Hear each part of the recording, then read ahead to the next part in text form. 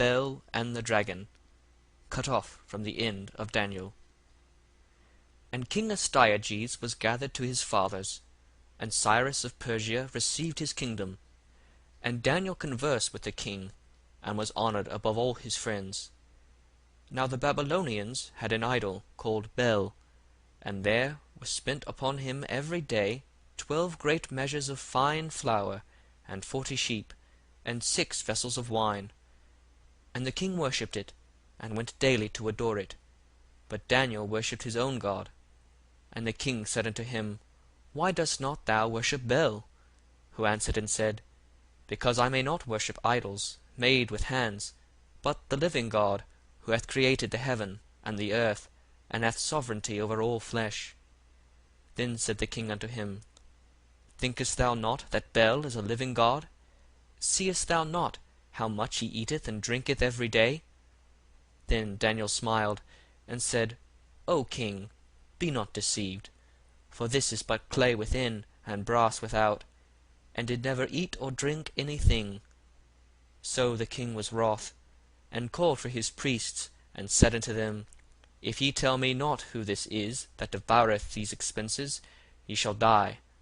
But if ye can certify me that Bel devoureth them, then Daniel shall die, for he hath spoken blasphemy against Bel. And Daniel said unto the king, Let it be according to thy word. Now the priests of Bel were 70, beside their wives and children. And the king went with Daniel into the temple of Bel. So Bel's priests said, Lo, we go out, but thou, O king, set on the meat, and make ready the wine, and shut the door fast, and seal it with thine own signet. And tomorrow, when thou comest in, if thou findest not that Bel hath eaten up all, we will suffer death, or else Daniel that speaketh falsely against us. And they little regarded it, for under the table they had made a privy entrance, whereby they entered in continually, and consumed those things. So when they were gone forth, the king set meats before Bel. Now Daniel had commanded his servants to bring ashes, and those they strewed throughout all the temple, in the presence of the king alone. Then went they out, and shut the door, and sealed it with the king's signet, and so departed. Now in the night came the priests with their wives and children, as they were wont to do, and did eat and drink up all. In the morning betime the king arose, and Daniel with him. And the king said, Daniel, are the seals whole? And he said, Yea, O king, they be whole. And as soon as he had opened the door, the king looked upon the table, and cried with a loud voice, Great art thou, O Bel, and with thee is no deceit at all. Then laughed Daniel, and held the king, that he should not go in, and said, Behold, now the pavement, and mark well whose footsteps are these. And the king said, I see the footsteps of men, women, and children.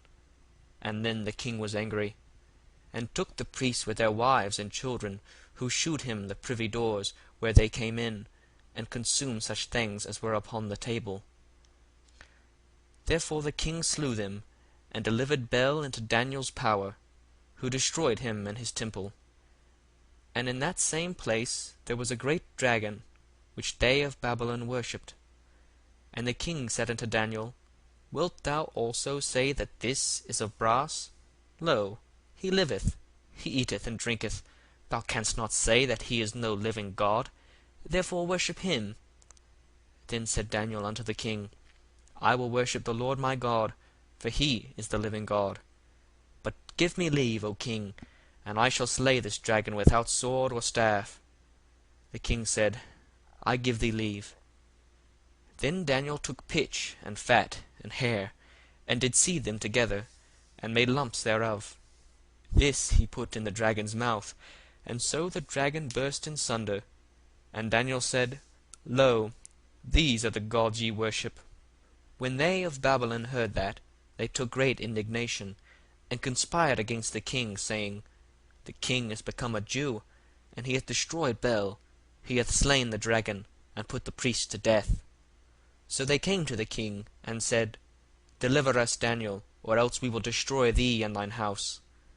Now when the king saw that they pressed him sore, being constrained, he delivered Daniel unto them, who cast him into the lions' den, where he was 6 days. And in the den there were 7 lions, and they had given them every day 2 carcasses and 2 sheep, which then were not given to them, to the intent they might devour Daniel. Now there was in Jewry a prophet called Habakkuk, who had made pottage, and had broken bread in a bowl, and was going into the field for to bring it to the reapers.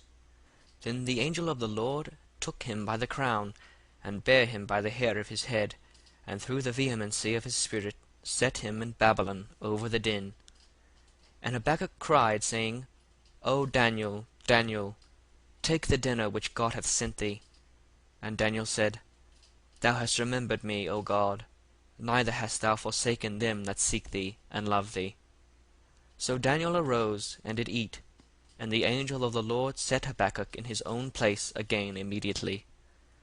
Upon the 7th day the king went to bewail Daniel, and when he came to the den, he looked in, and behold, Daniel was sitting. Then cried the king with a loud voice, saying, Great art thou, O Lord God of Daniel, and there is none other beside thee.